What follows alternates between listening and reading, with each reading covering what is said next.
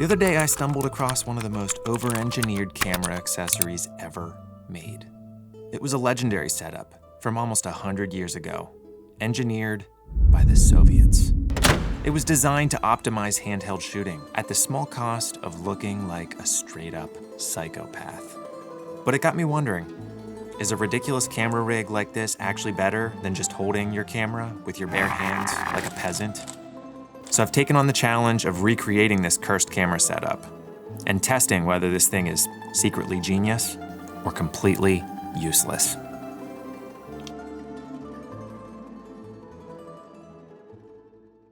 Now, I considered just buying a Zenit Photo Sniper on eBay, but they cost between $200 and $400. So I figured we'll just make one. It's more fun that way anyways. And we're gonna use this massive Sony telephoto lens. There's just one problem. My camera setup here weighs a lot more than the old Zenit Photo Sniper that I'm replicating. And once I add a stock, a grip, and any other supporting mods, this could get pretty heavy, if you know what I mean. In the 1940s, the Zenit Photo Sniper was originally designed for military recon. At the time, they were using film cameras with 300mm telephoto lenses. Stabilization was an issue, and instead of setting up tripods, they attached a stock and a hand grip to the camera. This supposedly improved the operation and stability of shooting with telephoto lenses. There was also a trigger, and it operated the camera's shutter and mechanical linkage. Apparently, it was such a good innovation that they released it to the civilian market. But I imagine that people would be pretty anxious about taking pictures of woodpeckers with something that looked like a straight-up bazooka. Well, not me. Let's get building. Here's my game plan. Okay, so the center of this build is gonna be a block of wood. There's not much out there that's more versatile than a block of wood. We can shape this into a nice ergonomic grip as well. So to attach the grip and stock, I need to design some adapter that kind of like converts these objects from mil spec to wood spec. I found a 3/4 inch pipe and need to figure out how to attach that to the wood block because that's gonna be the tube that supports the stock. Then the lens mounts to the wood frame with this quick release plate I bought on Amazon, and I bought a remote shutter trigger to complete the build. That just needs to be installed somewhere that makes sense. Now, all we gotta do is design and put it together.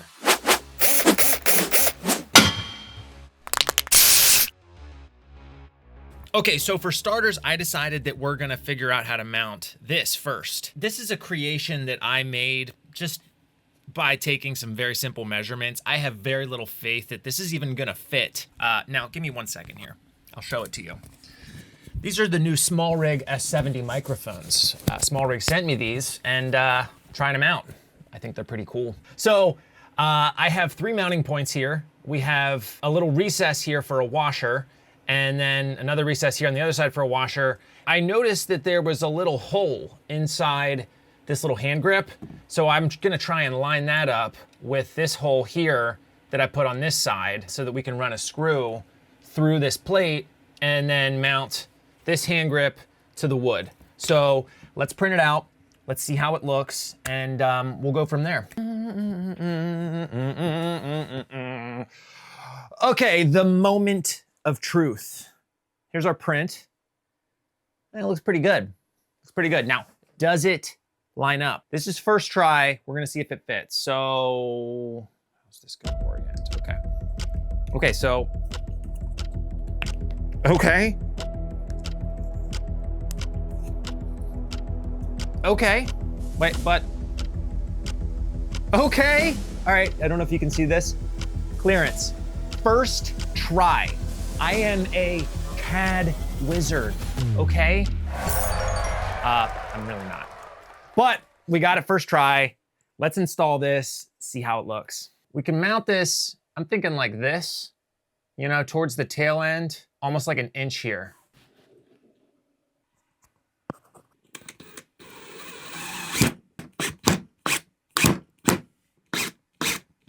See how this looks. I mean, that's on there. That's not going anywhere. Bam! Okay, so to mount the this pipe to the wood, I made this thing. We got these little recesses here for washers to add some stability and strength, and nice, it fits. This stock has like adjustment points, so it would be cool if we could retain those adjustment points. Okay, so I forgot to record audio for a couple of these clips, but anyways, I 3D printed some little pieces for the pipe so that it can mate with the stock and hopefully retain those adjustments. Then I struggled to take the supports off and it was too thick to fit in the stock, so I had to clearance it and made a huge mess. All right, so we're out in the garage now and we have to trim this PVC pipe. I'm also going to glue all these parts together using PVC glue because it's a PVC pipe.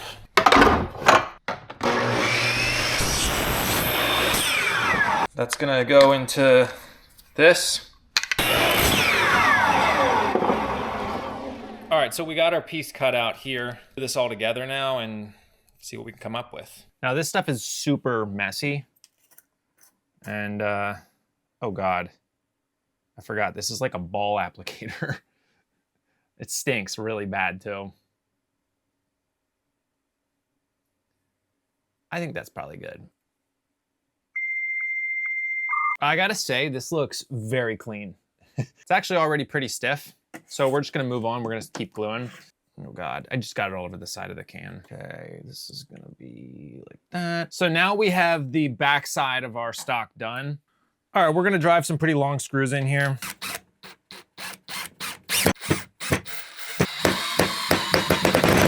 This is stiff. This ain't going nowhere. All right, let's see if this works.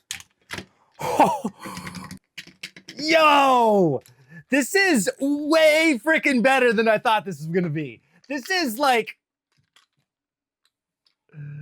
oh my gosh, look at this. And look, adjustment. You can actually adjust it. Get on the floor, this is a stick up. I said hit the deck. Everybody stay calm and nobody gets mulched. I am not messing around. Get it? Knot, like a wood knot. Okay, so now we're in the home stretch here. And I am obviously obsessed with this. Like, this is the funniest.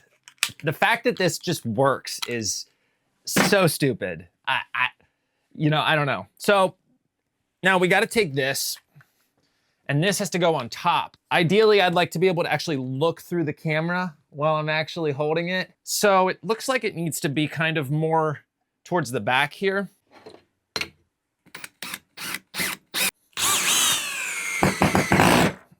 We're gonna do both attachment points to this plate because I don't want this to slip off.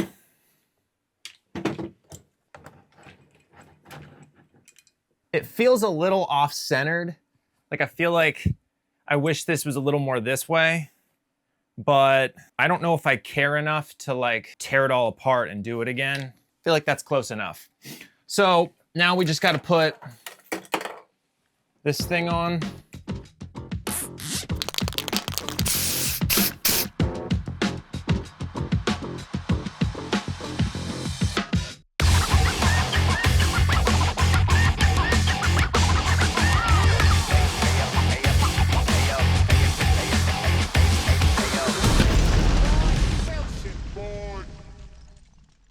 Okay, so was my Soviet-inspired rig better than just shooting handheld? Well, I decided to run 4 side-by-side tests, and the results are quite interesting.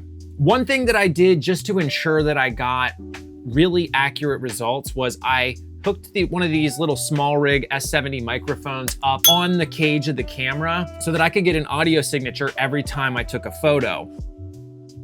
So, you know, if you want a very versatile set of microphones, I honestly think the SmallRig S70 mics are really awesome. Yeah, no complaints here. It even has its own battery charging case. So there's a link below for the SmallRig S70 mics if you're interested in purchasing them. Let's get on to the results.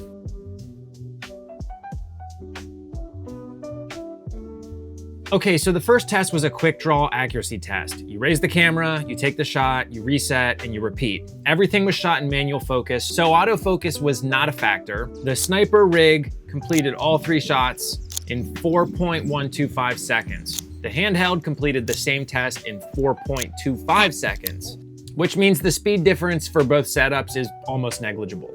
Now I'm gonna give this one to the camera rig simply because it completed the test a little bit faster and it has a smaller grouping here. For test number 2, I sprinted across my yard while photographing multiple targets at 600 millimeters. The handheld setup completed the course in 10.17 seconds. The sniper rig completed the course in 12.87 seconds. So when comparing them all together, the camera rig did a much better job at keeping all the shots centered, and the handheld shots were a little bit more erratic. However, I completed the obstacle 2 seconds faster handheld. So I'm gonna call this test a draw, but if you feel different, let me know in the comments. Test number 3, the endurance test, was simple. You hold the camera up for as long as possible. Handheld lasted 92 seconds, and the sniper rig lasted 2 minutes and 22 seconds. That is a 54% increase in endurance, which is surprising because the total rig had a lot of weight to it, but I really think that the position of my hands is what allowed me to hold the rig up so much longer. Either that or my straight up crooked scoliosis looking spine. I mean, look at that. Nice, well-balanced weight. And then you got this. Remember folks, posture is key. For the final test, I pushed both setups into extreme low shutter speed conditions. Every image was shot at 600 millimeters. The first set was photographed at 1/15 of a second. The second set was photographed at 1/5 of a second. At 1/15 of a second, both setups produced actually very usable results. At 1/5 of a second, I would say that the camera rig with the shoulder brace kind of edged out the regular camera setup ever so slightly. All things considered, I had a lot of fun working on this project. I would say that the camera sniper setup that I made maybe won in the specific tests I put together, but in real world practical use, I think that the regular handheld setup is the move all the way. Now, you might be asking, why am I carrying this massive pipe?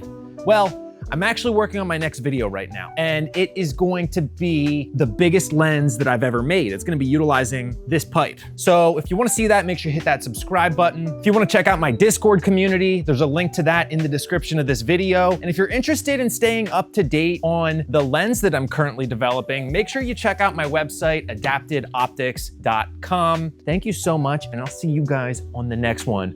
Peace.